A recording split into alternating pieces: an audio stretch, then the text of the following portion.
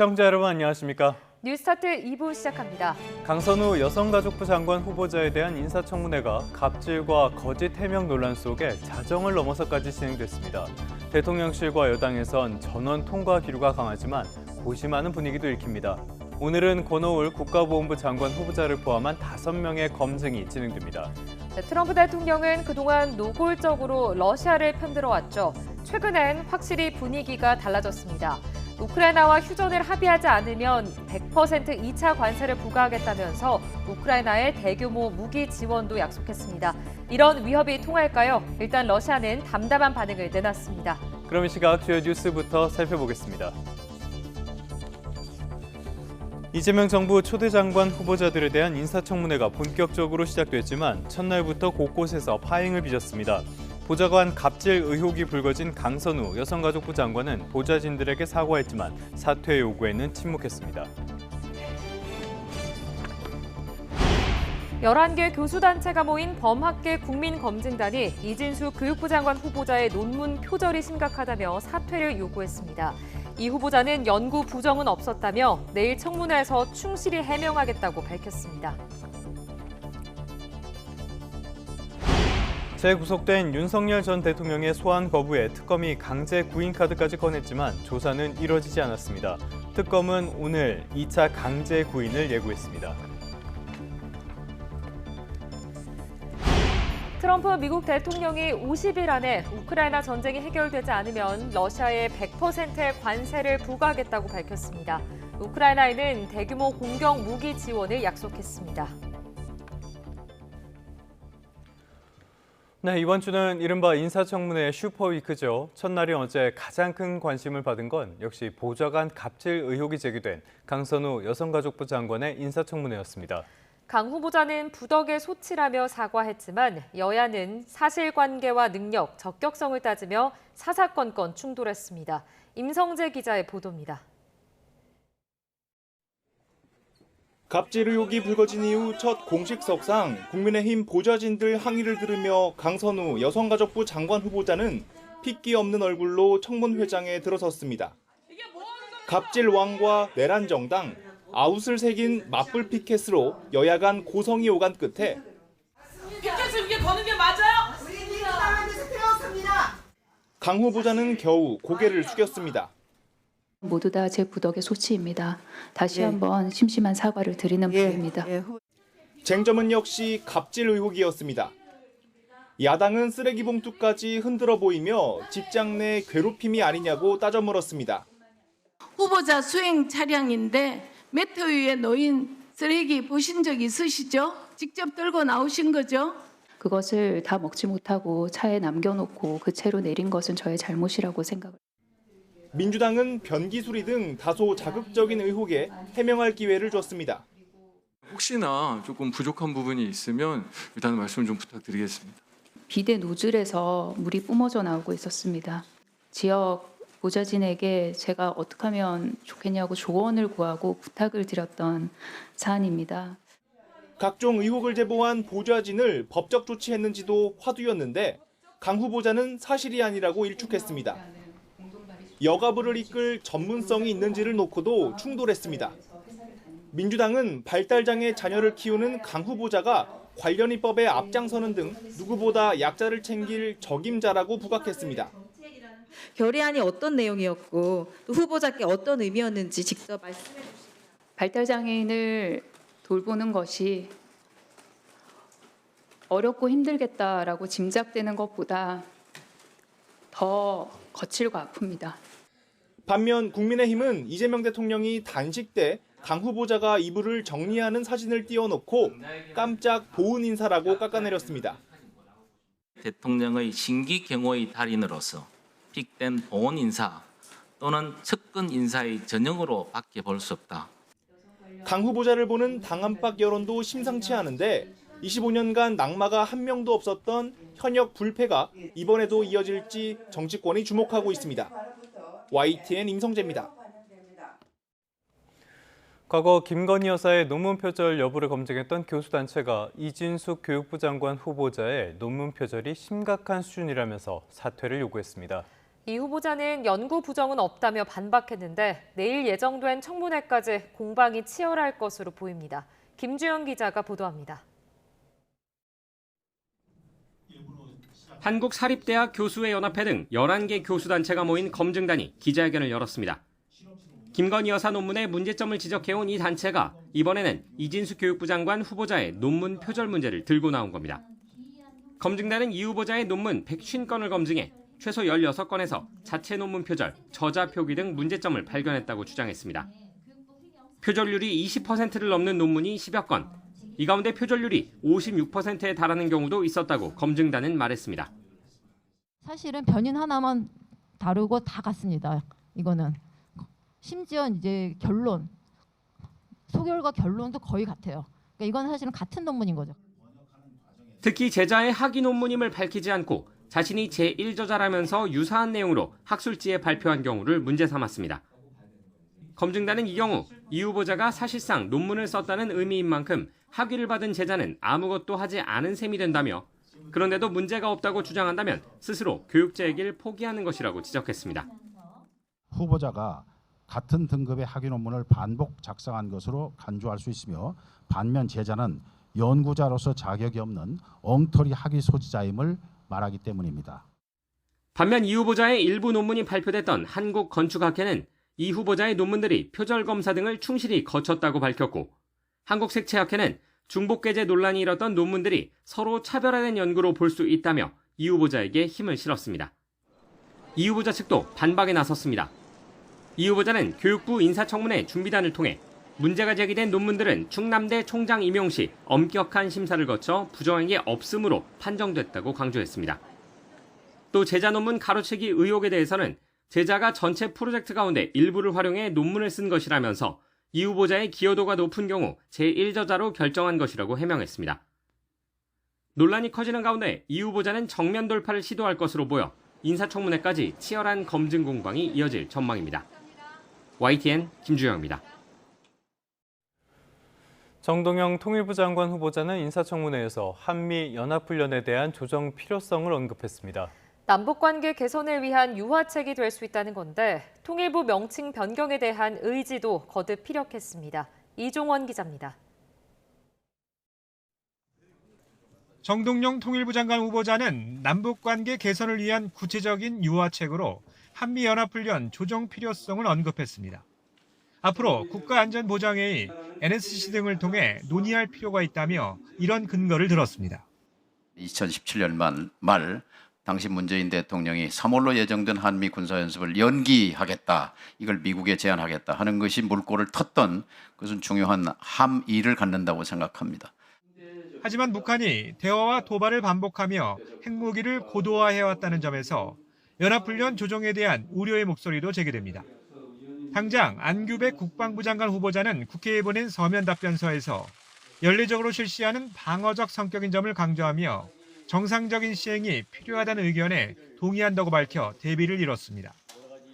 정 후보자는 또 북한이 남북을 동족이 아닌 적대적 두 국가로 선언한 것도 강대강의 산물이었다며 이재명 정부가 가야 할 길로 과거 동서독의 실용주의 노선을 제시했습니다. 실용적 접근이라는 것은 사실상의 두 국가를 인정하면서 화해와 교류 협력을 통해서 통일로 다가간 겁니다.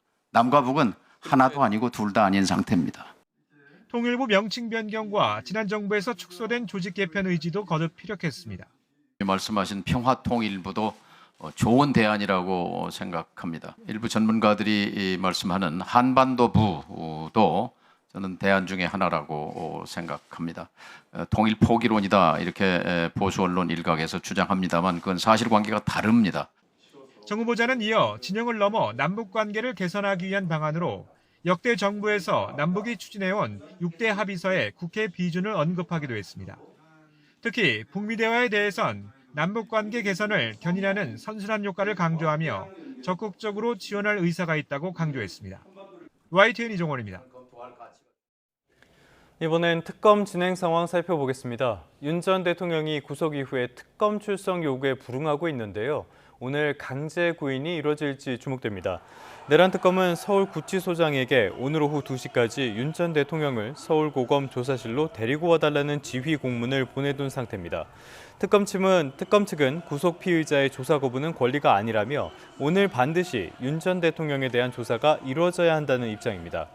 다만 윤 전 대통령이 어제 이미 강제 구인에 불응했고 구치소 측도 물리력을 동원하기는 난감하다는 입장을 밝힌 만큼 현실적으로 구인이 이루어질 수 있을지는 미지수입니다. 내란 특검은 드론 작전 사령부를 포함한 군 관련 시설에서 대대적인 압수수색을 벌이며 외환 혐의 수사를 본격화했습니다. 평양 무인기 투입이 윤 전 대통령 지시였다는 취지의 녹취록도 확보한 특검은 일반 이적죄 적용도 검토하고 있습니다. 김철희 기자가 보도합니다. 조은석 특검팀이 국방부 등 군 관련 시설 24곳에 대한 강제 수사에 착수하며 외환 혐의 수사에 본격적으로 뛰어들었습니다. 이번 압수수색 대상에는 드론작전 사령부와 김용대 드론작전 사령관 자택, 무인기가 이륙한 거로 알려진 백령도의 드론사, 예하부대 등이 포함됐습니다. 특검은 윤석열 전 대통령이 지난해 10월쯤 비상계엄 선포 명분을 만들기 위해 드론사의 평양 무인기 투입을 직접 지시한 것으로 의심하고 있습니다. 특히 특검은 윤 전 대통령이 국방부와 합동참모본부를 건너뛰고 직접 드론사의 무인기 투입을 맡겼다는 취지의 현역 장교 녹취도 확보해 분석하고 있습니다. 해당 녹취록에는 불안감 조성을 위해 일부러 드론을 노출하도록 했다거나 드론 자체가 불안정해 추락 가능성이 있었다는 내용 역시 함께 포함된 거로 알려졌습니다. 그간 외환 유치죄 적용을 검토해온 특검은 압수수색 영장에 일반 이적죄 등을 적시한 거로 전해졌습니다. 일반 이적죄는 외국과 통모했다는 걸 증명하지 않아도 군사상 이익을 해하거나 적국의 군사상 이익을 공유한 것만 확인되면 처벌이 가능합니다. 다만 특검은 아직 사실관계를 확인하는 단계인 만큼 적용 혐의 역시 검토하고 있다며 변경 가능성을 열어뒀습니다.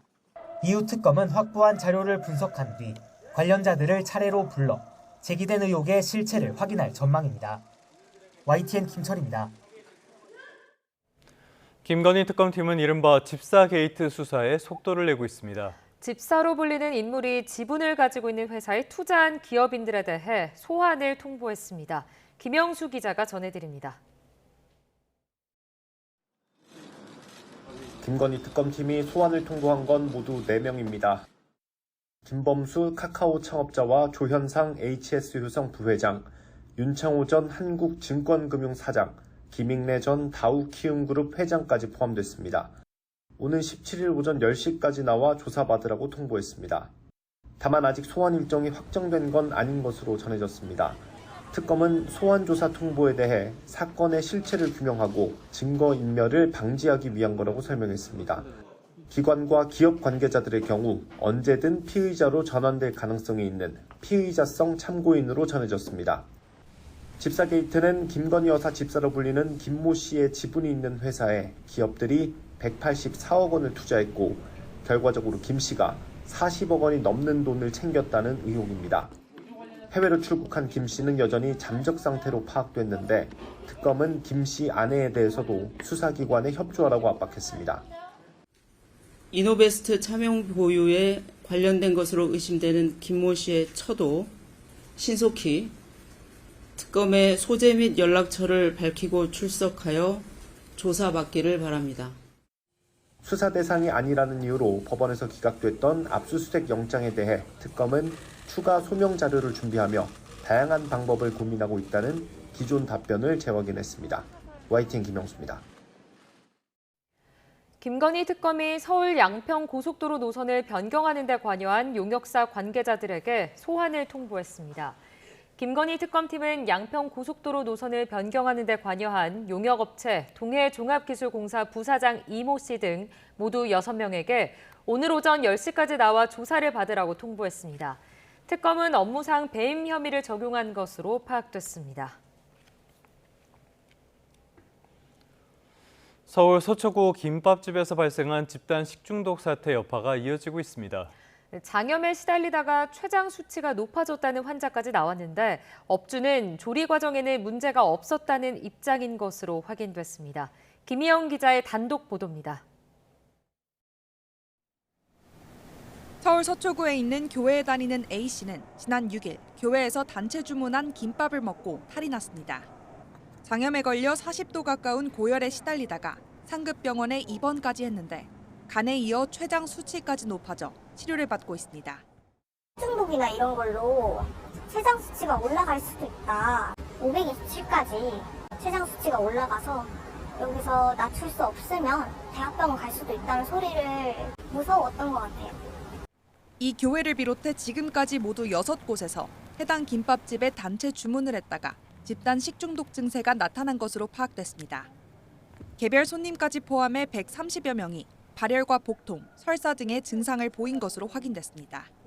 지난 4일부터 6일 사이 만든 김밥이 원인으로 추정되는데 YTN 취재 결과 해당 김밥집 사장은 조리 과정에는 문제가 없었다고 주장하는 것으로 확인됐습니다. 사장은 관할구청에 김밥은 주문을 받은 즉시 조리해 1시간 안에 포장해 팔거나 배달했다고 진술한 것으로 파악됐습니다. 집단 식중독 신고가 들어온 김밥집 앞입니다. 가게 앞에는 이렇게 폐업한다는 표시가 붙었는데요. 자체적으로 영업을 중단한 것으로 보입니다. 김밥집 본사 측은 YTN과 통화해서 해당 매장이 가입한 보험으로 피해를 보상할 방침이라고 밝혔습니다. 관할구청은 식재료 납품과 보관 방법, 김밥 조리 과정 등을 따져보며 역학조사를 이어가고 있는데 식품위생법 위반 사항이 확인될 경우 행정처분을 취할 예정입니다. YTN 김희영입니다. 지난 5월에 끼임 사망 사고가 발생한 SPC 삼립 시화 공장에 대해 경찰과 식품의약품안전처가 합동 점검을 진행합니다. 경찰과 식약처는 오늘 사망 사고가 난 라인을 포함해 해당 공장 작업장을 중심으로 식품위생법 위반 사항이 있는지를 점검할 예정입니다. 특히 공장에서 사용한 윤활유에서 인체 유해 물질인 염화 메틸렌이 검출됐다는 국립과학수사연구원의 분석 결과와 관련해서도 확인할 것으로 보입니다.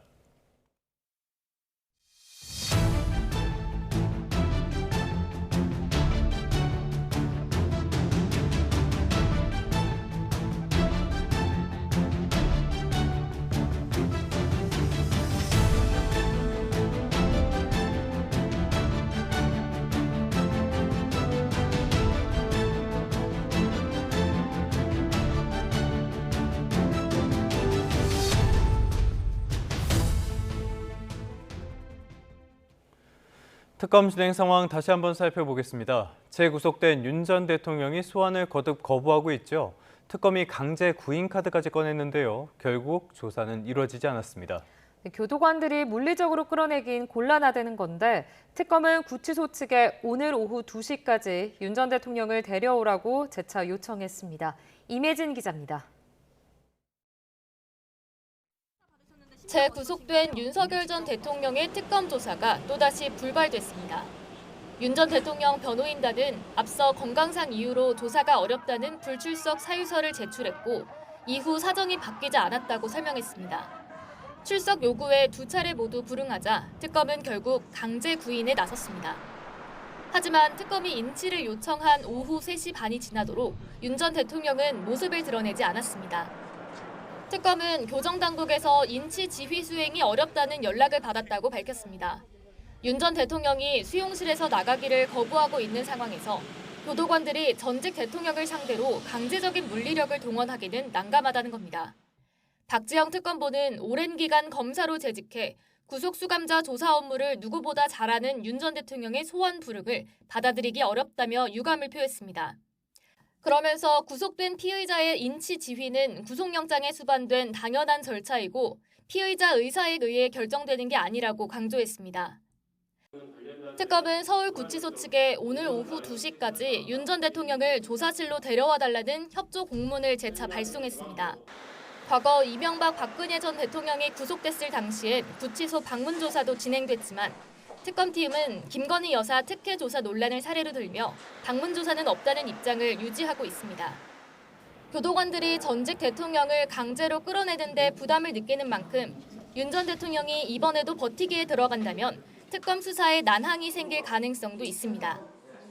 특검은 신병 확보 과정에서 혐의가 상당 부분 입증됐다며 소환에 계속 응하지 않는다면 추가 조사 없이 구속기한 안에 기소하는 방안도 검토하는 것으로 파악됐습니다.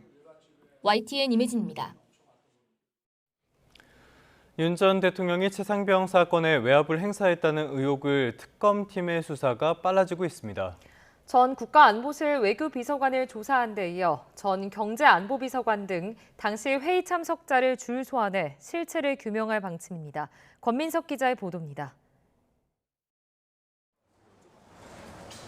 VIP 경로설이 나온 2023년 7월 수석비서관 회의에 참석했던 이충면 전 국가안보실 외교비서관이 최상병 특검팀에 출석했습니다.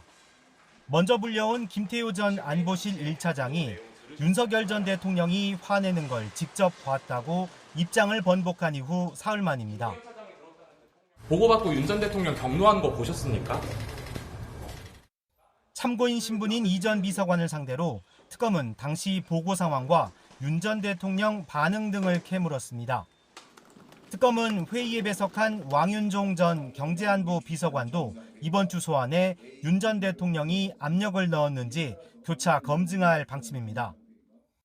또 최상병 사망 관련 보고자료를 윤 전 대통령에게 건넨 임기훈 전 국방비서관과 당시 안보실 2차장이었던 국민의힘 임종득 의원, 이종섭 전 장관 도피 의혹에 연루된 조태열 외교부 장관도 수사 선상에 올라 있습니다.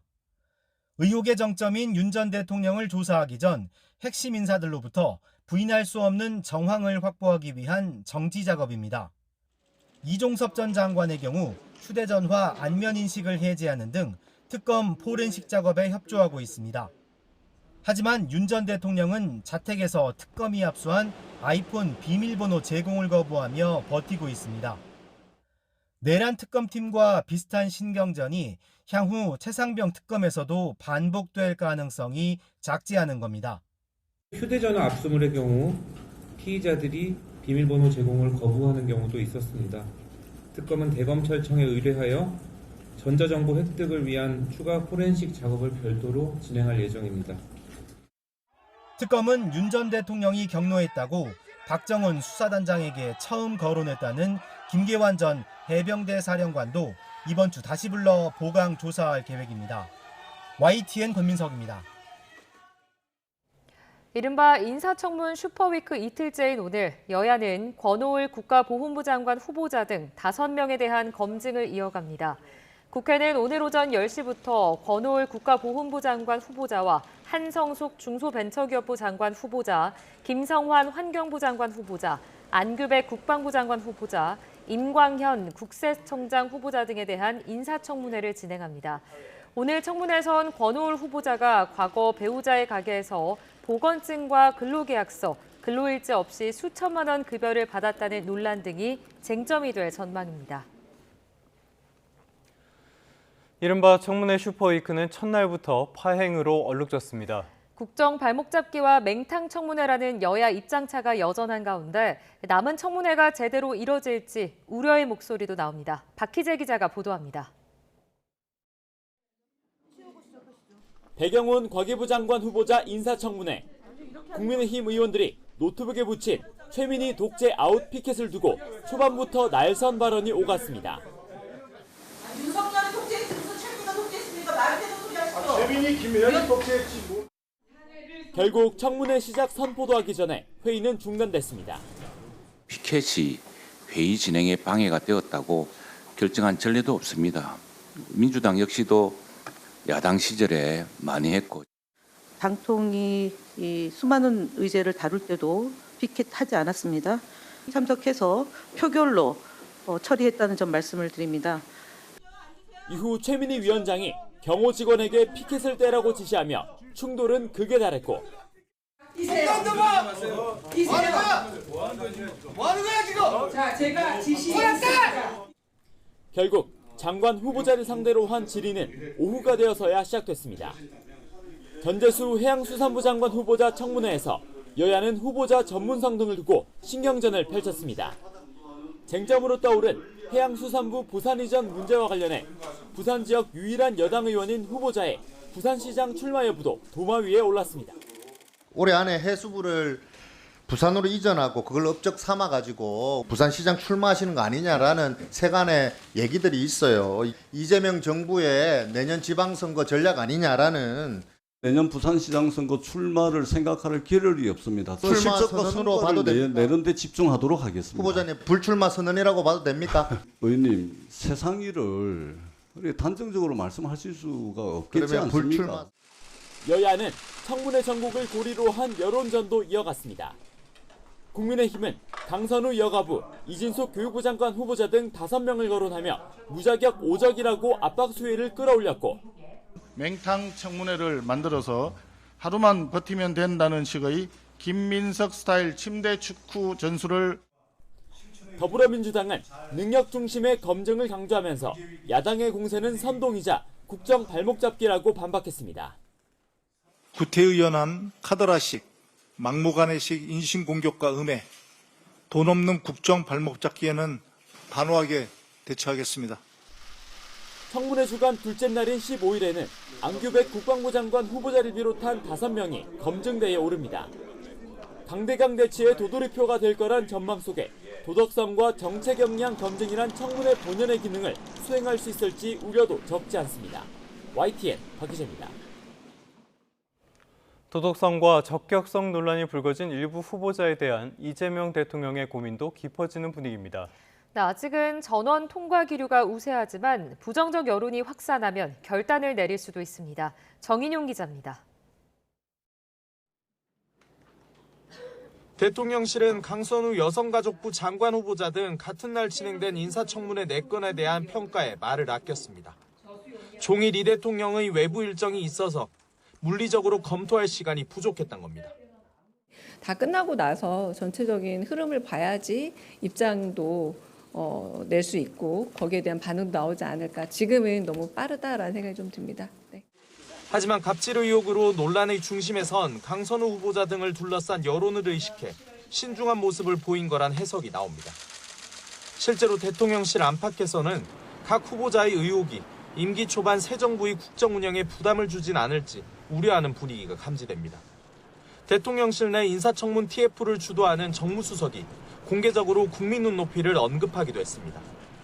어떤 경우는 국민들 눈높이에 좀 안 맞는 일이 있었구나 하는 그런 분들도 있는데요. 청문회가 끝난 이후에 국민 여론들을 종합적으로 검토해볼 그런 생각입니다. 최근 이재명 대통령과 만난 보수 논객은 한 발 더 나가 일부 후보자의 의혹에 대한 이 대통령의 고민을 전하기도 했습니다. 이 대통령이 논문 표절 의혹 등이 불거진 이진숙 교육부 장관 후보자를 두고 직접 추천하지 않았지만 조금 유감이라고 언급했다는 정규재 전 주필의 주장이 나온 겁니다. 낙마까지 염두에 둔 확정적 표현은 아니었다는 취지로 정 전 주필은 설명했지만 그만큼 이 대통령의 고민이 깊다는 방증으로도 분석됩니다. 물론 현재까지는 초대 내각부터 야당에 밀리면 안 된다는 목소리가 대통령실 내에서는 우세합니다. 대통령실 고위 관계자는 YTN에 장관으로 직을 수행 못할 정도의 의혹들인지 살펴야 하고 아직 내부적으로 이상 기류는 없다고 강조했습니다. 장관 후보자 19명 중 낭만은 없다는 애초 목표가 바뀌지 않았다는 의미로 읽히는데 일각에선 여론이 더 나빠질 경우 일부 후보자는 지명 철회나 자진 사퇴를 유도할 가능성을 완전히 배제할 수 없다는 관측도 나옵니다. YTN 정인용입니다. 네, 이번엔 미국으로 가보겠습니다. 트럼프 대통령이 50일 안에 우크라이나 전쟁 휴전 합의가 없으면 러시아에 100% 관세를 부과하겠다면서 우크라이나 전쟁에 대한 입장을 뒤집었습니다. 네, 젤렌스키 우크라이나 대통령은 트럼프 대통령에게 감사 인사를 전했는데요. 워싱턴 연결해서 자세히 알아보겠습니다. 홍상희 특파원, 트럼프 대통령이 러시아의 휴전 협상을 압박하기 위해 관세 카드를 꺼내들었죠.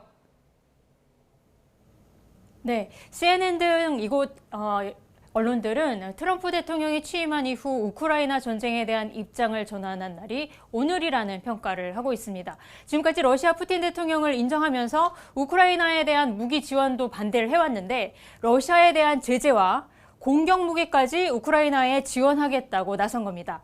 백악관에서 열린 마크 류터 나토 사무총장과의 회담에서 트럼프 대통령은 50일 안에 휴전 합의를 이루지 못할 경우 러시아에 혹독한 관세를 부과하겠다고 밝혔습니다. 트럼프 대통령의 말을 들어보시겠습니다. We are very unhappy, I am, with Russia. Happy with them, and we're going to be doing very severe tariffs if we don't have a deal in 50 days. Tariffs at about 100%. You'd call them secondary tariffs. You know what that means. 네, 백악관은 트럼프 대통령이 말한 관세의 의미가 러시아에는 100%의 관세를 부과하고 러시아의 원유를 수입하는 국가에는 2차 관세를 부과하겠다는 의미라고 설명했습니다.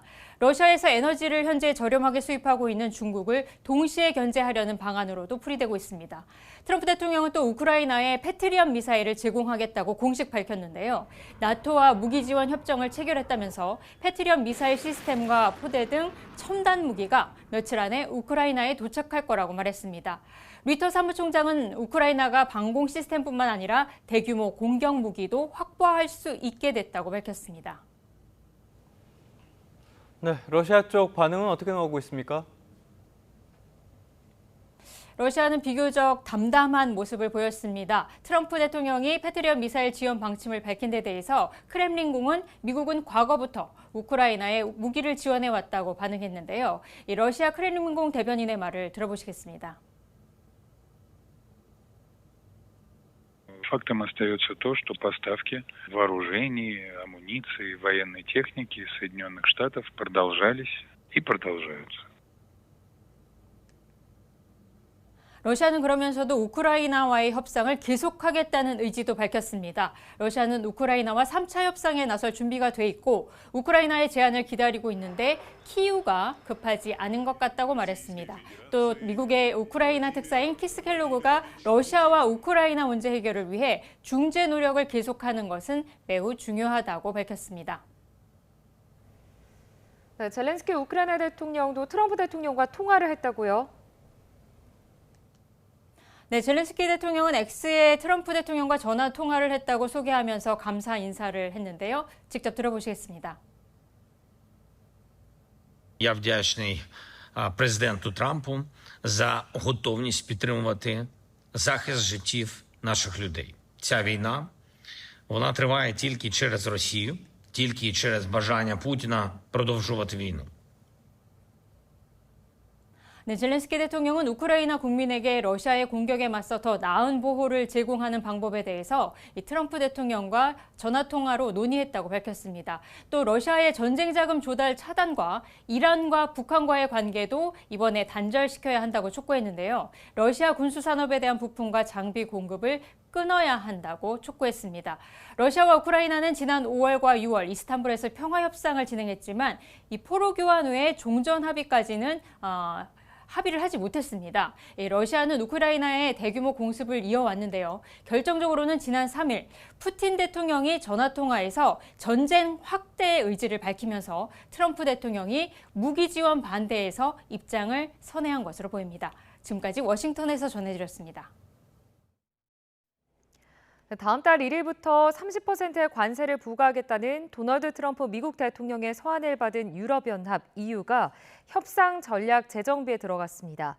합의 타결을 목표로 하되 미국의 항공기와 자동차 부품 등에 고율 관세를 부과하는 2차 보복 카드도 준비하고 있습니다.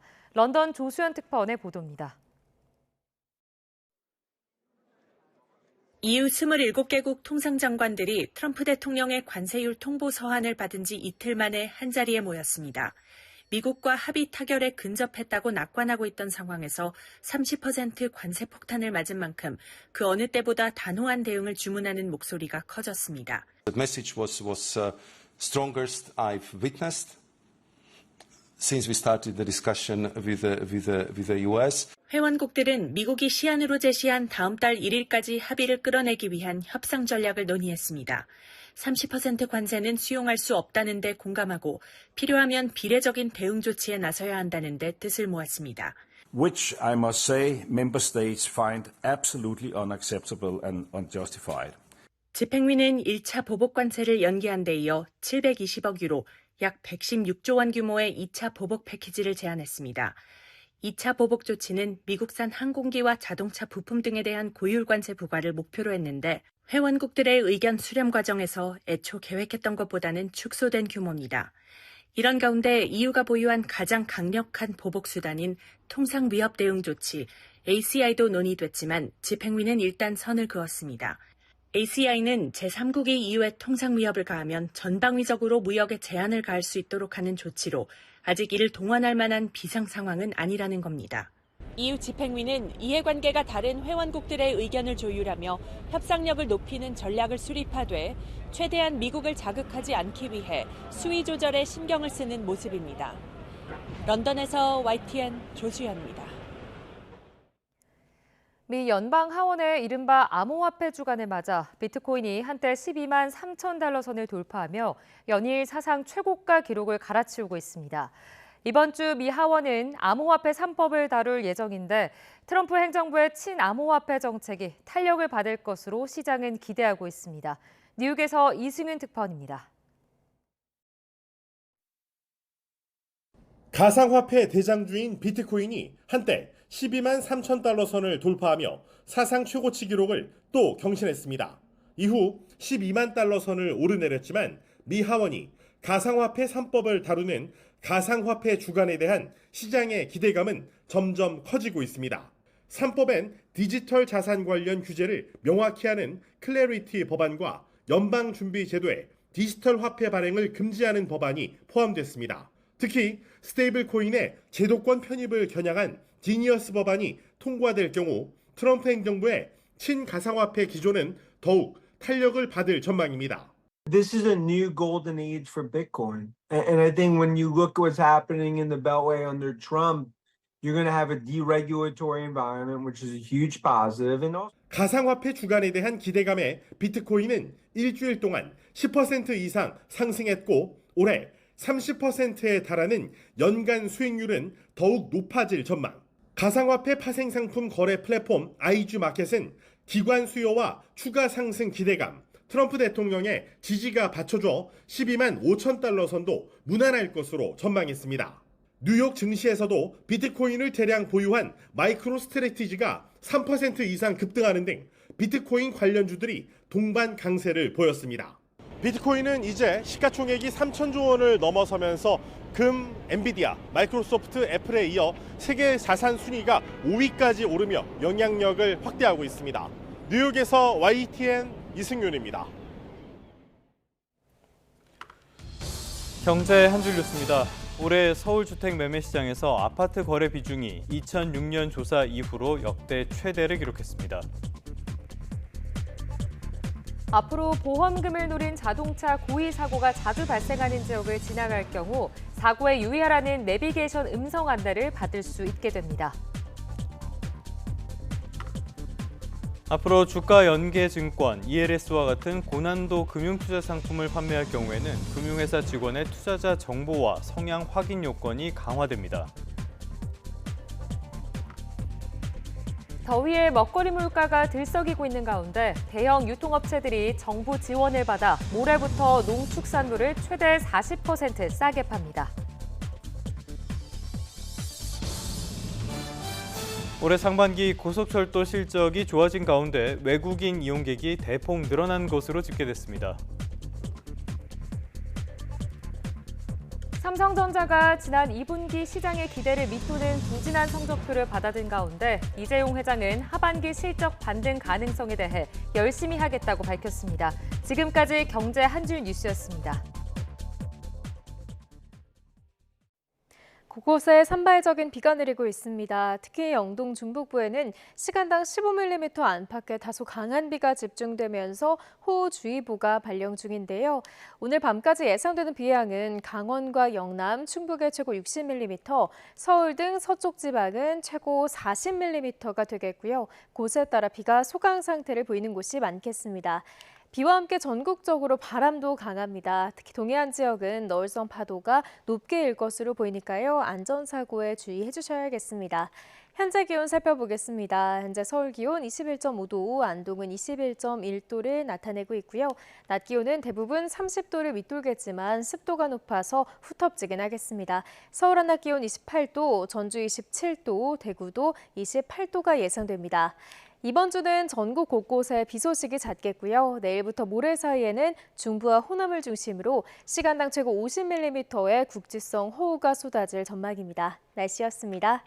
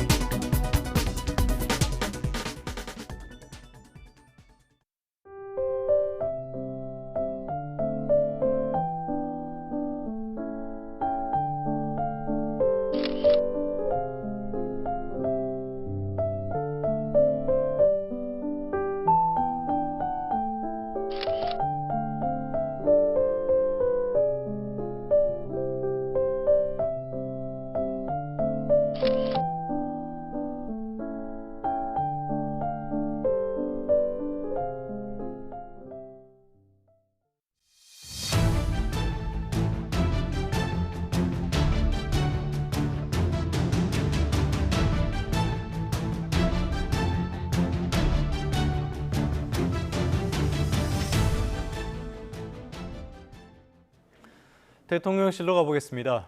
이재명 대통령이 예비공무원 대상 특강에서 돈은 천사의 모습을 한 마귀라며 공직자의 청렴과 자기관리의 중요성을 강조했습니다.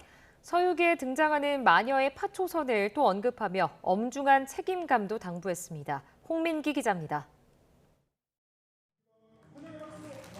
이재명 대통령이 새로 임용된 5급 공무원들을 만나기 위해 충북 진천의 공무원 인재개발원을 직접 찾았습니다. 국민주권시대 공직자의 길이란 주제로 예비 사무관들을 상대로 특강에 나선 겁니다. 부드러운 분위기에서 강연을 시작한 이 대통령은 자신의 과거 일화들을 소개하며 공직자의 청렴함을 특별히 당부했습니다. 돈이 마귀입니다. 이 마귀는 절대로 마귀의 얼굴을 하고 나타나지 않아요. 가장 아름다운 천사의 모습을 하고 나타나죠. 대장동 의혹 등에 대한 검찰 수사를 겨냥한 듯 부패한 사람이라는 온갖 음해를 당했지만 자신은 치열하게 삶을 관리해왔다고 말하기도 했습니다. 이 대통령은 취임 초 국무회의 등에서 언급했던 파초선 이야기를 신임 공무원들 앞에서 다시 꺼내며 책임감을 강조했습니다. 여러분 손에 들려있는 펜, 업무, 이거는 세상에 폭풍을 일으키는 파초선 같은 거죠. 그래서 권력이란 무서운 겁니다. 이 대통령은 이후 2년 전 14명의 목숨을 앗아간 오송 지하차도 참사 현장을 찾아 재발 방지 대책 등을 점검했습니다. 지방정부와 중앙정부가 해야 할 일을 구분하고 책임도 나눠서 져야 한다며 관리 부실로 인한 사고는 엄벌하겠다고 경고했습니다. 재난대책 시설물 개선과 재정 지원만큼이나 작동 점검이 중요하다 강조했습니다. 국민의힘은 이 대통령의 청렴 특강은 정권의 뻔뻔함을 드러낸 거라고 비판했지만 대통령실은 대한민국이 나아갈 방향에 대해 예비 공직자들과 격의 없이 소통한 시간이었다고 평가했습니다. YTN 홍민기입니다. 이재명 대통령이 오송 지하차도 참사 2주기를 앞두고 참사가 일어났던 궁평이 지하차도를 찾아 안전 개선 상황을 점검했습니다. 이 대통령은 제방 붕괴 원인과 개선 사항에 대한 환경부와 충청북도의 브리핑을 듣고 지하차도 현장도 둘러봤습니다. 강유정 대통령실 대변인은 브리핑을 통해 이 대통령은 이 자리에서 지방정부와 중앙정부가 할 일을 구분하고 단위별로 책임을 져야 한다고 강조했다고 전했습니다. 최희영 문화체육관광부 장관 후보자가 인사청문회 준비를 위해 국립현대미술관 서울관으로 출근했습니다. 최 후보자는 기존 정책을 조금 다른 시각에서 점검하는 동시에 AI 시대에 대비하기 위한 다양한 노력을 하겠다고 강조했습니다. 박순표 기자의 보도입니다. 이재명 정부의 문화체육관광 정책의 수장으로 지명된 최희영 후보자는 문화예술계가 이룬 성과에 대해 자부심을 느낀다고 말문을 열었습니다. 한강의 노벨문학상 등 분야와 깊이를 더해가는 한류의 성과와 이에 따른 문화예술인의 노력에 감사를 표한 것으로 해석됩니다. 그러면서도 이런 성과를 확산하기 위해 기존 정책을 조금 다른 시각에서 점검해 보겠다고 말했습니다. 그리고 우리의 문화 저력을 더 크고 단단하게 하기 위해서는 어떤 일들을 해야 하는지 이런 것들에 대해서 지금까지와는 조금은 다른 시각과 관점에서 점검하고 해야 할 일들을 찾고 또 실천할 수 있도록 그렇게 노력을 하도록 하겠습니다. IT와 관광 분야 등에서 오랜 경험을 쌓은 후보자인 만큼 한류를 산업적 측면으로 확대하기 위한 다양한 정책적 대안을 고민하겠다는 의미로 읽힙니다. 현안인 AI 시대에 대한 언급도 빼놓지 않았습니다.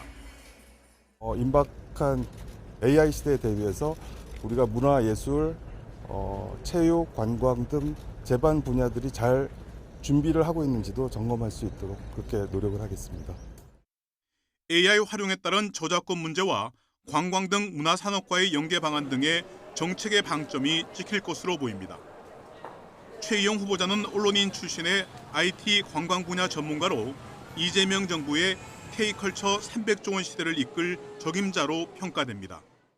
다만 문화예술 체육 분야와는 직접적인 접점이 없어 현안이 많은 해당 분야와 어떤 소통 능력을 보여줄지는 숙제로 남습니다. YTN 박순표입니다. 강선우 여성가족부 장관 후보자의 위장 전입 의혹과 관련해 경찰이 수사에 착수했습니다. 서울 강서경찰서는 어제 오전 해당 사건을 접수했다며 수사를 진행할 예정이라고 밝혔습니다. 앞서 국민의힘은 강 후보자의 남편과 딸 모친이 지난 2020년에서 2024년 사이 강서구 화곡동 아파트로 전입신고를 했지만 실제로는 종로구에 거주하고 있다고 주장하며 위장 전입 의혹을 제기했습니다. 강 후보자는 이에 대해 국회 인사청문회에서 오해가 있었다며 아이가 조금씩 강서구에 적응할 수 있도록 종로구 집을 그대로 유지했다고 해명했습니다. 구구 성향의 역사교육단체 리박스쿨을 향한 경찰 수사가 윤석열 정부 대통령실로 향하고 있습니다. 늘봄학교 사업 선정 과정에서 교육부를 압박했다는 의혹이 제기됐기 때문인데요. 당시 대통령실 윗선으로 수사 확대가 불가피해 보입니다. 부장원 기자입니다. 지난 10일 국회 교육위원회 청문회에서는 극우 성향 교육단체 리박스쿨과 관련한 새로운 의혹이 불거졌습니다. 윤석열 정부 때인 지난해 초 신문규 당시 대통령실 교육비서관이 늘봄학교 사업과 관련해 리박스쿨 관련 단체를 잘 챙겨달라며 교육부를 압박했다는 증언이 나온 겁니다. 글로리 사회적 협동조합을 챙겨달라는 요구가 있었습니다. 잘 챙겨달라. 네. 그게 늘봄학교 주관기관으로 선정을 하는 압력으로 느끼셨죠? 솔직히 말씀하세요. 네, 압력으로 느꼈습니다. 이 단체는 손유숙 리박스쿨 대표가 이사장으로 있는 곳으로 평가 결과 지원단체 54곳 가운데 최하위인 52등에 그쳐 최종 탈락했습니다. 당시 교육부 담당국장은 신전비서관에게 탈락이 불가피하다고 전하자 거듭 압박이 들어왔다고 주장했습니다. 그다음에 평가 결과가 굉장히 안 좋게 나와서 평가 결과에 따라서 탈락시키겠다라고 했었고 그 과정에서 좀 압력이 있었습니다. 국회 청문회에서 교육부 현직 간부의 증언이 나오자 경찰도 곧바로 수사에 착수했습니다. 박현수 서울경찰청장 직무대리는 관련 내용을 규명하기 위해 수사를 확대할 예정이라며 서울청 반부패 수사대가 청문회 속기록 등을 분석하고 있다고 밝혔습니다. 조만간 당사자인 신전비서관을 불러 조사할 것으로 보이는데 이후 당시 대통령실 윗선으로 수사 확대가 불가피해 보입니다. YTN 부장원입니다. 고발 사주 의혹으로 탄핵 소추된 손준성 대구고검 차장검사의 탄핵 심판 결론이 이번 주에 내려집니다. 헌법재판소는 모레 오후 2시 대심판정에서 손 검사 탄핵 심판의 선고 기일을 진행합니다. 손 검사는 지난 2020년 4월 대검찰청 수사정보정책관으로 재직하면서 범여권 인사들에 대한 고발장 이미지와 실명 판결문 등을 김웅 전 의원과 주고받은 의혹을 받아왔습니다. 외교부는 국내에 주재하는 외교관이 성추행과 폭력을 휘두른 사건과 관련해 심각성을 인지하고 있다면서 적절한 조치를 진행하고 있다고 밝혔습니다. 외교부 관계자는 온두라스 외교관이 지하철 안에서 술에 취한 채 동성 승객을 성추행하고 폭행한 사건에 대해 심각성을 인지하고 있다고 밝혔습니다. 그러면서 관계기관과 협력해 관련 절차에 따라 적절한 조치를 진행하고 있다고 덧붙였습니다. 앞서 지난달 19일 오전 부산의 한 지하철 안에서 온두라스 외교관 남성이 동성인 지하철 승객의 신체를 접촉하고 다툼이 시작되자 폭행한 혐의로 경찰 조사를 받았습니다. 서울 대치동 도로를 달리던 승용차에서 엔진 이상으로 추정되는 불이 나 20여 분 만에 꺼졌습니다. 전국 곳곳에서는 비가 내리면서 관련 사고도 잇따랐습니다. 밤사이의 사건 사고 소식 신기혜 기자입니다. 길 한복판에 멈춰선 차량에서 시뻘건 불길이 치솟고 소방대원들이 연신불을 뿌립니다. 서울 대치동 대치역 사거리를 지나던 승용차에서 불이 난 건 어젯밤 9시 20분쯤입니다. 다친 사람은 없었지만 차량 대부분이 타버렸습니다. 경찰은 엔진 이상 경고등이 켜진 뒤 연기가 나기 시작했다는 운전자 말을 토대로 정확한 사고 원인을 조사하고 있습니다. 새벽 0시 10분쯤에는 경북 문경시 중부내륙고속도로 창원 방향 불정터널 인근에서 25톤 화물차가 앞서가던 5톤짜리 화물차를 들이받았습니다. 이 사고로 적재함에 실려있던 닭들이 쏟아지면서 한때 도로가 통제됐고 4시간 넘게 차량 정체도 이어졌습니다. 경찰은 운전자 등을 상대로 정확한 사고 원인을 조사하고 있습니다. 터널 안에서 화물차 한 대가 옆으로 넘어져 있습니다. 어젯밤 9시 10분쯤 경기 광주시 제2중부고속도로 동서울 방향 광지원 터널에서 빗길 미끄러짐 추정 사고가 발생한 겁니다. 이 때문에 60대 화물차 운전자가 다쳐 병원에서 치료를 받았으며 사고 여파로 터널 일부 차선이 50여 분 동안 통제됐습니다. 앞서 오후 6시쯤에는 경남 진주시 남해고속도로 부산 방향 진성나들목 인근에서 연쇄 추돌 사고가 발생했습니다. 고속도로에 멈춰있던 승용차를 뒤따르던 SUV가 먼저 들이받았고 이후 차량 3대가 서로 부딪혔습니다. 이 사고로 화재가 발생해 3명이 다쳤고 차량 2대도 타버렸습니다. 경찰은 승용차가 빗길 사고로 고속도로에 정차한 상황에서 뒤따르던 운전자들이 이를 확인하지 못해 추돌 사고로 이어진 것으로 보고 있습니다. YTN 신기혜입니다. 지난달 27일 정부의 초강력 대출 규제 이후 서울 아파트 최고가 거래가 크게 줄어든 것으로 나타났는데요. 아파트값 상승을 이끌던 최고가 거래가 급감하면서 서울 부동산 시장도 짙은 관망세에 접어든 모습입니다. 최도희 기자입니다. 수도권 주택담보대출 한도를 최대 6억 원으로 제한한 627 대출 규제.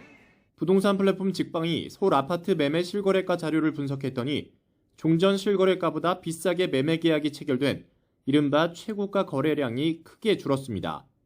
대책 발표 전 2주간 아파트 거래 가운데 1000건 이상이 최고가 거래였는데 대책 발표 이후 2주간 300건으로 줄었습니다. 거래량만 놓고 보면 74% 급감한 건데 최고가 거래 비중도 1.4%포인트 정도 하락했습니다. 자치구별로 보면 아파트값이 급격히 오르던 이른바 한강벨트 지역에서 최고가 거래량 감소가 두드러졌습니다. 성동, 마포, 강동구는 최고가 거래량이 대책 발표 전보다 80% 이상 줄었고 강남구도 60% 이상 감소했습니다. 실제로 성동구 등 부동산 중개업소엔 거래 자체가 뚝 끊긴 상황. 98% 지금 줄었고요. 간혹 가다 문의는 있어요. 문의만 있어요. 거래는 지금 특별히 되는 건 없어요.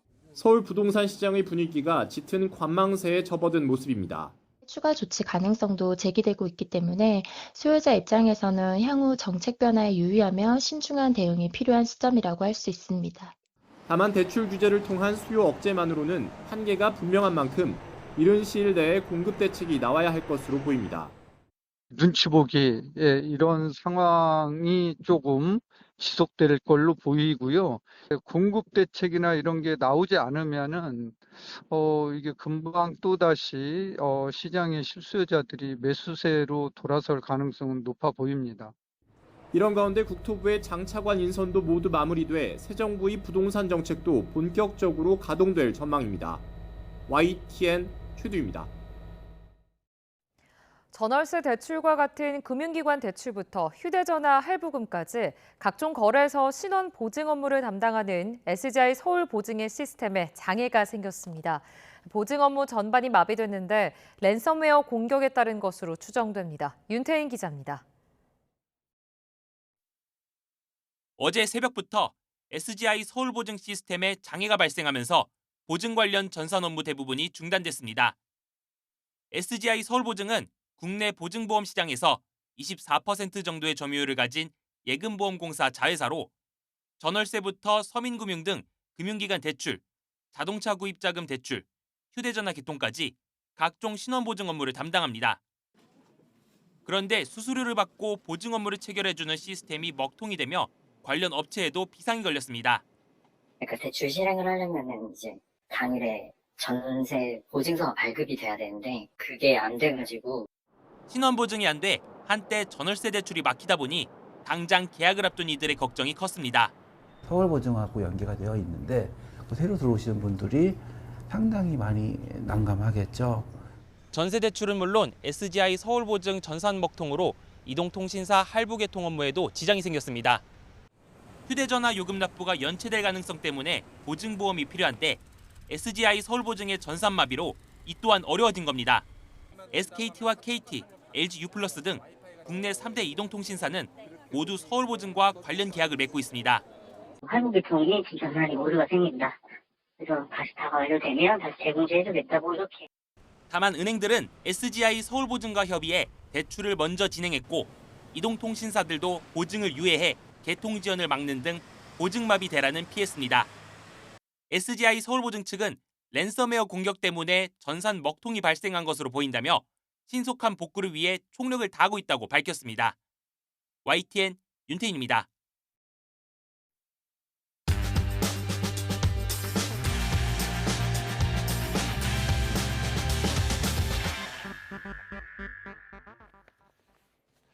7월 15일 화요일 스타트 브리핑 시작합니다. 먼저 동아일보입니다.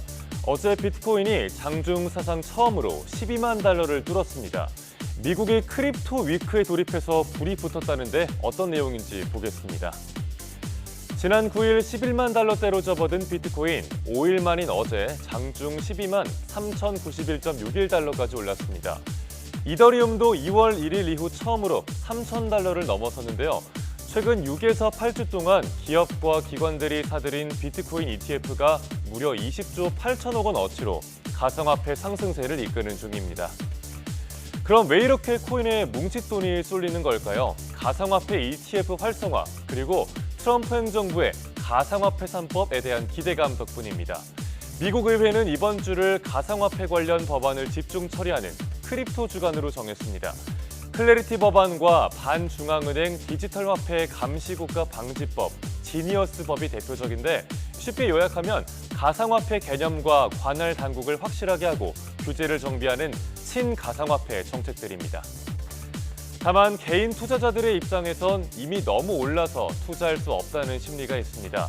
나중에 여러 나라로 제도 허용이 확대되면 개인들도 추가 매수에 나서면서 상승 여력이 커질 거란 분석이 나오고요. 동시에 가상화폐 자체의 큰 변동성, 그리고 트럼프 행정부의 관세 전쟁 등으로 크게 오르내릴 가능성엔 주의가 필요하겠습니다. 다음 중앙일보입니다. 기록적인 폭염에 속이 타들어가는 전통시장 이야기입니다. 상인들은 10분만 서 있어도 땀이 줄줄 나는 시장에 누가 오겠냐면서 한숨이 깊어지고 있습니다. 서울 종로구의 광장시장으로 가보겠습니다.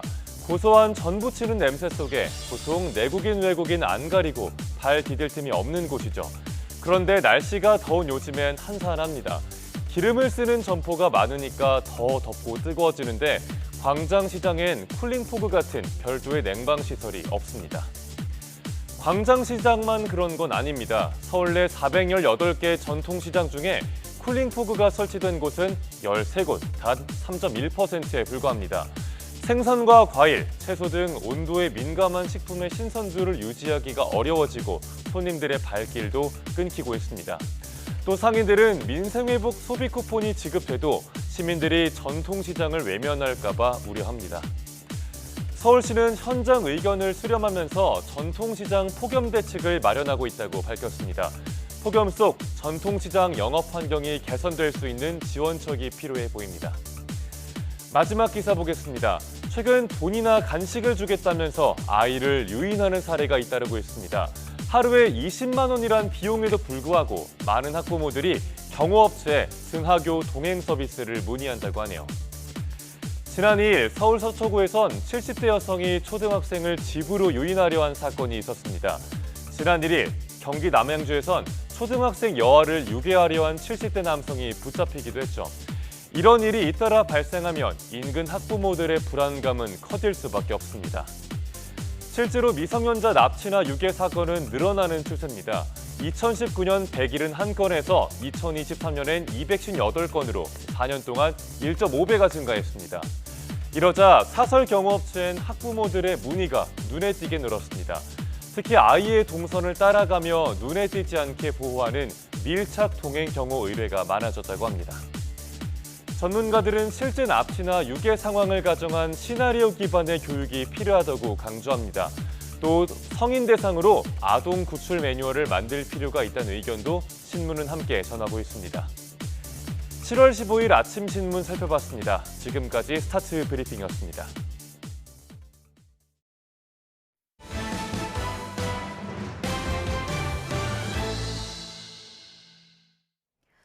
앞서 YTN에서는 소나무 재선충병이 전국으로 확산하고 있다는 소식 전해드렸는데요. 피해는 소나무 숲만이 아니었습니다. 경기 강원적 잣나무 숲에도 막대한 피해를 남기고 있는데 홍성욱 기자가 현장을 취재했습니다. 잣나무 숲이 많기로 유명한 경기도 가평. 가을도 아닌데 단풍된 것처럼 누렇게 물들었습니다. 숲속으로 직접 가보니 상황은 더 심각합니다. 아직 여물지 않은 잣이 곳곳에 달렸지만 재선충병에 걸려 나무가 말라 죽고 있습니다. 3, 4년 전부터 나무가 계속 죽어가고 있고요. 지금 보시다시피 잣나무가 17개 막 열렸었는데 지금 상태가 너무 안 좋고 다 죽어가고 있습니다. 선별하는 산림조합 공장도 상황이 심각합니다. 가평잣은 원래 대표적인 명절용 특산품. 다가올 추석을 위해 눈코 뜰 새 없이 바빠야 하지만 가동을 완전히 멈췄습니다. 지난해 수매한 잣이 하나도 없습니다.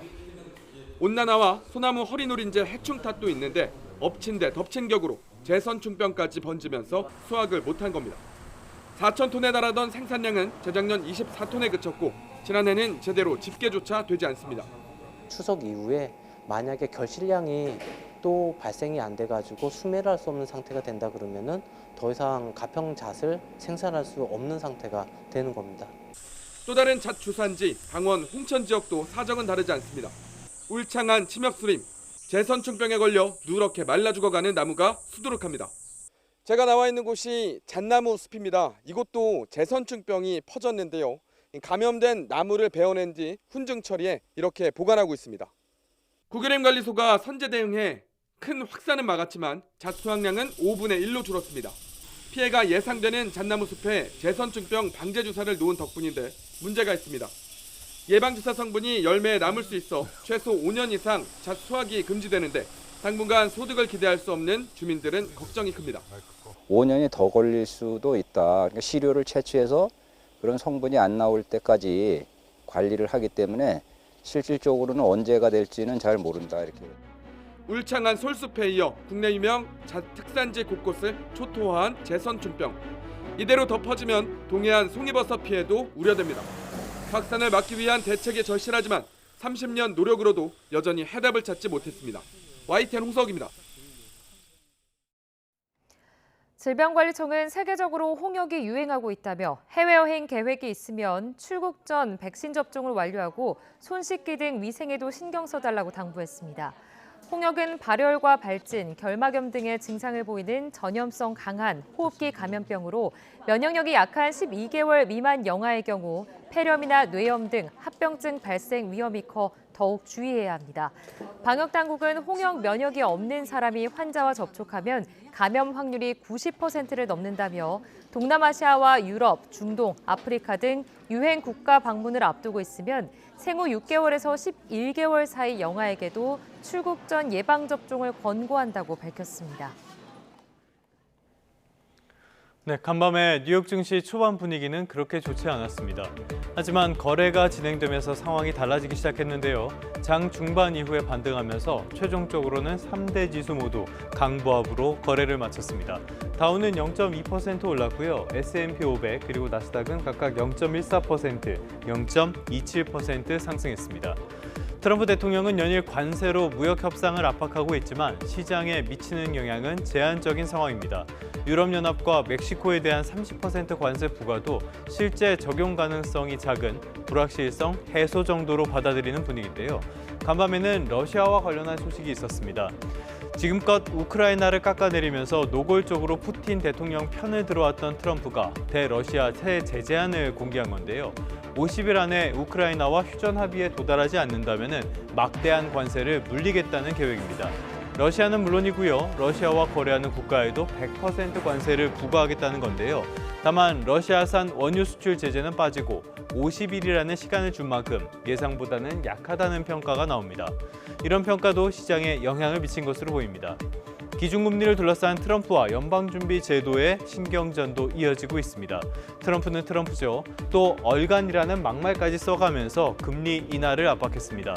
기준금리가 1%보다 낮아야 한다는 황당한 주장까지 덧붙였죠. 차기 연준 의장 후보로 거론되는 캐비넷실 백악관 국제경제위원회 위원장도 연준이 관세 문제에 대해서 매우 틀렸다면서 정상적인 정책 금리는 3%라고 압박했습니다.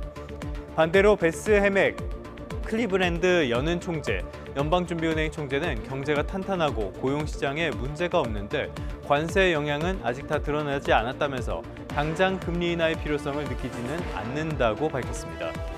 간밤의 특징주로는 라이엇 플랫폼스를 뽑아봤습니다. 생소한 분들이 많을 것 같은데요. 미국의 비트코인 채굴 기업입니다. 장 초반에는 상당히 많이 올랐는데 막판에 오름폭을 대부분 반납하긴 했습니다. 이런 기업들의 주가는 암호화폐 가격과 직접 연관돼 있습니다. 최근에 비트코인 가격이 고공행진을 거듭하고 있죠. 암호화폐 3법을 다루는 이른바 크립토 위크에 대한 기대감 덕분인데요. 여러 호재가 겹쳐 있어서 암호화폐의 추가 상승을 점치는 목소리가 큽니다. 다만 적정 가격을 구하는 게 불가능하고 변동폭도 매우 큰 자산이니까요. 암호화폐도 관련 종목도 신중하게 접근하는 게 좋겠습니다. 지금까지 3분 뉴욕 증시였습니다. 오늘도 곳곳에 비가 내립니다. 이곳 서울에도 비가 내렸다 그치기를 반복하고 있는데요. 흐리고 비가 내리면서 서울 한낮 기온이 28도에 머무는 등 심한 폭염은 주춤하겠습니다. 다만 습도가 높은 탓에 다소 후텁지근하게 느껴질 수는 있겠습니다. 자세한 레이더 화면부터 살펴보겠습니다. 곳곳에 산발적인 비구름이 분포하고 있는데요. 특히 영동 중북부에는 시간당 20에서 30mm의 제법 강한 비가 집중되면서 호우주의보가 발령 중입니다. 그제부터 지금까지 강원과 남부를 중심으로 이미 100에서 200mm 안팎의 많은 비가 내렸는데요. 오늘 밤까지 강원과 영남, 충북에 최고 60mm, 서울 등 서쪽 지방에는 최고 40mm의 비가 더 내리겠고요. 곳에 따라서는 비가 소강 상태를 보이는 곳도 있겠습니다. 현재 기온 살펴보겠습니다. 서울 21.5도, 안동 21.1도로 열대야가 주춤하고 있고요. 낮 기온도 대부분 30도를 밑돌겠습니다. 서울과 대구의 낮 기온 28도, 전주는 27도가 예상됩니다. 다만 습도 탓에 체감 온도는 이보다 조금 더 높겠습니다. 남은 한 주간도 전국 곳곳에 비 소식이 잦겠고요. 내일부터 모레 사이에는 중부와 호남을 중심으로 시간당 최고 50mm의 국지성 호우가 쏟아질 전망입니다. 오늘도 전국적으로 바람이 강하게 부는 가운데 동해안 지역에서는 널성 파도도 높게 일겠습니다. 안전사고에 유의해 주셔야겠습니다. 지금까지 YTN 윤수빈입니다. 뉴스타트 3부 잠시 뒤에 이어집니다.